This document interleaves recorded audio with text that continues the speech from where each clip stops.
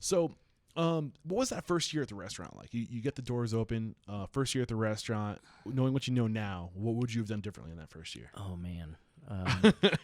The first year in a restaurant, right? There's no one of the like so restaurant when you know what you're doing and you have systems and whatnot in a restaurant, and you have experience in a restaurant, everything is really hard. It's still really hard. But in that first year in the restaurant, you have no systems. Like, where does the toilet paper go? Where do you put this? Where do you put that? Even with like 18 years or how many ever years of experience you had prior, it's a new framework. It's a new space. You gotta, sometimes the space determines the systems, right? Yeah, it absolutely does. And then sometimes the processes determine that you misdesigned the space. Most people are right-handed instead of left-handed, but the yada yada is over on the left-hand side, and so everyone has to crane their neck over sideways in order to make a mug of cocoa or whatever it is. Right? There's a lot of that happens, and it's really hard to sort through everything. So that's like the physical layout and like literally where the toilet paper goes. Of course, that's a huge challenge. But at the same time, when you open up a brand new restaurant, you have no culture. And I'm a big believer that restaurant culture, is one of the biggest determinants of either success or failure. If you have a great culture, if you have a culture that works for you, then the staff, the vast majority of the time, ends up making the right decision. They do the right thing.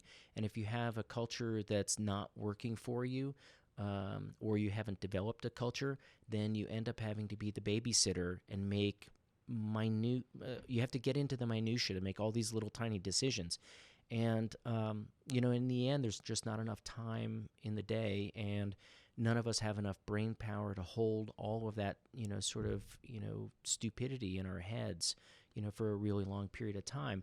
And so that was one of my big, things at the very beginning, was, creating a culture of success and whatnot. A lot of people would say put the systems, processes, procedures first and then start working. And I don't know if I agree with that. I think you create that culture culture is omnipresent. Like culture, whether you want to admit it or not, is present on day one because it's what is happening right there in that moment. The attitude of everybody right there in that moment. You might not have the time to influence everybody's opinions and values in a day, but over time you set that framework, that foundation. How did you set that framework, that foundation, that culture early on? How did you cement that? And then was it once you got that set, you started focusing on like fine-tuning the systems and cementing the systems? Is that kind of how it rolled out? No, you have to do them both at the same time, which is, and that's the, in the first year, that's what makes it so hard, right? You start with nothing. So yes, you have to, you create all the systems at the very beginning that the bank drop at the end of the day has to be reconciled with the blah, blah, blah, that you're tracking all of your hours, that you're working on inventory and food cost on day one, and whatnot. That all has to happen, but from my perspective, the owner has to be making statements about the how and the why and the what's important and the what's not important, starting from a week before the restaurant So opens. you're just echoing these? They're just stating them out loud? Do you commit them to writing at this point? Are they being taught? How's it look? I'm a big believer that having a presence and saying what you believe in, saying that it matters to you, or saying frankly that it doesn't matter to you, that I'm not worried about that. Saying, I hear you, but I'm not worried about that. That's a really powerful statement, especially in a brand new restaurant. It's equally as powerful as saying, hey, you know what? This is really important. I want everyone to pay attention to what's going on right here. This is super important. We can write all of that stuff down into a binder, and we can have everyone take a test on what's in that binder. And then that binder goes up on the shelf. Mm-hmm. In order to hold everyone accountable to that, I can hire someone to be my policeman to stand in there and say, hey, well, you remember on page 3, section 2, line 2 it said this, and you initialed it at the Yeah, you bottom, agreed. right? Yeah. So yes, that's a possibility, but I think that it's an inferior method to being there and interpreting for people live.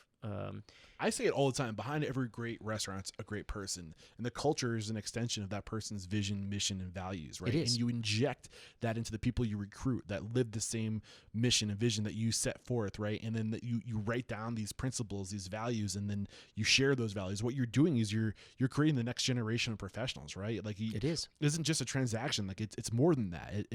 You're giving these people the foundation to go on and do their own thing, and you're injecting everything they're going to need, right? Yep. From day one, and we need to look at it that way. So how long did it take you to have that foundation of the values and the principles? You had them on day one. Did you commit them before opening the doors, or is it something that evolved over time? No, it's still evolving. Yeah, right? and I'm happy you said that. It's a living, it's a living thing. Obviously there's a lot less chaos now than there was, at the very beginning.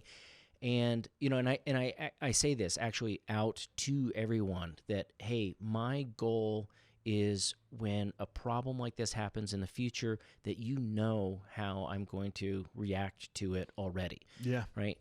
No surprises. That's another one of the mantras. Like, hey, we managerially, we want no surprises to ever happen in the restaurant. If we have a surprise, that means that I haven't done a good enough job of teaching, training, and whatnot. Fortunately, we're much better, and we have some staff who's been, with us, and a lot of staff in between, let's say 6 and 12 years, which is awesome, right? And holding on to culture. That's amazing. Yeah, holding on to culture for a long time, is really a good thing. So going back to it, having the presence and interpreting it for everyone, enculturing everyone at the beginning. And trying to lead, as in the beginning, instead of just saying, hey, it's going to be like this, we're going to do apples instead of oranges or whatever, it would instead be to throw it out to people, hey, here are the ultimate goals. This is how I would do it, but I'm curious to hear how you would do it. And taking a little extra time, an extra 5 minutes to hear the back and forth, understand other new employees' perspectives on it. Always making sure that it's going to end up going in a direction that's correct. So there's a huge nugget in that, and which is opening yourself up to different perspectives. All the minds that we have surrounded ourselves with, that's potential energy, and we need to open up the gates to that potential energy and let people weigh in, because they might have a way of doing something, a perspective, knowledge, or just a natural gift of seeing things, and they can add value to the group. They can add value. That's all energy that you're not tapping. Yep. So you got to open up those channels. You got to let people know it's okay to share your input. Give them, ask them. Don't just wait for them to say something. Like make them say something. Right? Yeah. We are always better than me. Right. We're always. All of us together can do much more than I can do myself. It's always that's just a principle. That's always going to be the way it goes. And I think the owner's the necessary part for the owner is to have the mission, the vision, the values. This is what I care about. This is what success looks like. This is what's negotiable. This is what's not negotiable. There are a bunch of things I'm never, ever willing to negotiate in the restaurant. Or they're so absolute. Yeah. And I'm not willing, I'm willing to listen to your perspective, but I'm not willing to ever change. For example, having a safe workplace. I'm never willing to have, to value an employee in the restaurant who makes the space for all of us unsafe. Right? It isn't worth it. And it never is going to be worth it. So walking in as an owner and saying, hey, here's what I believe in. Here's what success looks like. Here's what you can negotiate with me. Here are the absolutes. Yeah. And then holding everybody accountable to that, right? I love this. And just to kind of regurgitate like what I'm pulling from you, and I think a lot of people when they open a restaurant, they feel they read all the books, right? The culture books, and they're like, we need a mission statement, a vision, and all our core values, and everything needs to be set in stone from day one.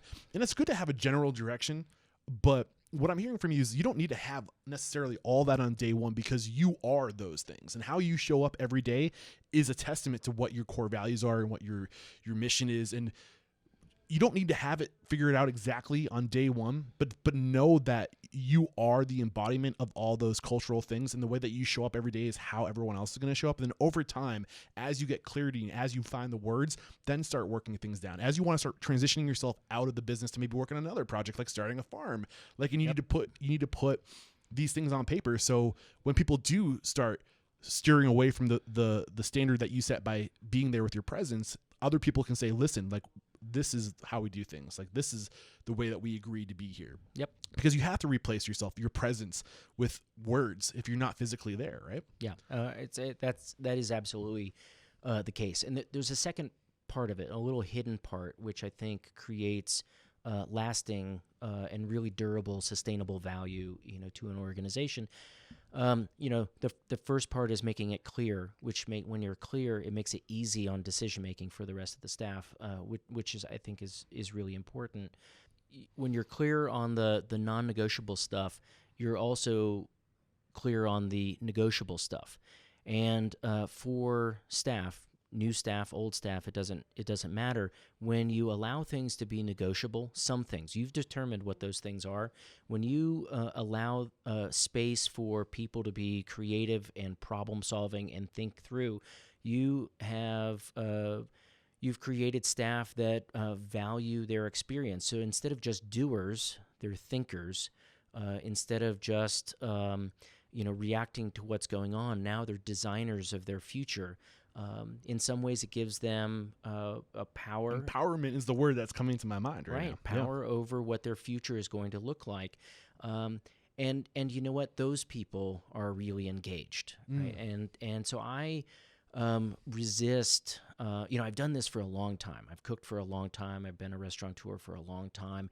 I've made a lot of mistakes along the way. And I still find myself resisting the desire to say, oh, what you need to do is this, right? Instead, it's I try to phrase it like, well, when I was in your situation, I did this and it worked pretty well. So that's one option, but I'm really curious, and I love the phrase, I'm really curious. I'm really curious to hear your thoughts on it. Like, where do you think we should go with this? So basically, like, you're showing them what the end result should be, but you don't care how they get there. And you get there this way, but they might figure out a way that they can put a little bit of their own brand on, a little bit of their own charm on to get to the end product that might be better or more efficient than the way you're doing it. But you got to keep yourself open to those possibilities. And you do that by letting them know that you are curious of what their perspective is, what their thoughts are. Yeah, I mean, that's exactly it. The end result for all restaurateurs should be non-negotiable, right? Success. Yeah. We're going to be successful. But in the end, do we get there my way, your way? I mean, it doesn't really matter so long as we're there. But if it's part of their way, then they're going to have a sense of ownership. They're going to have a sense of, like, I'm contributing to this. They're going to have a sense of, I'm being recognized because this is my way. And that's going to feed into their higher needs, right? Yep. That's going to make them stick around. Right. Awesome stuff.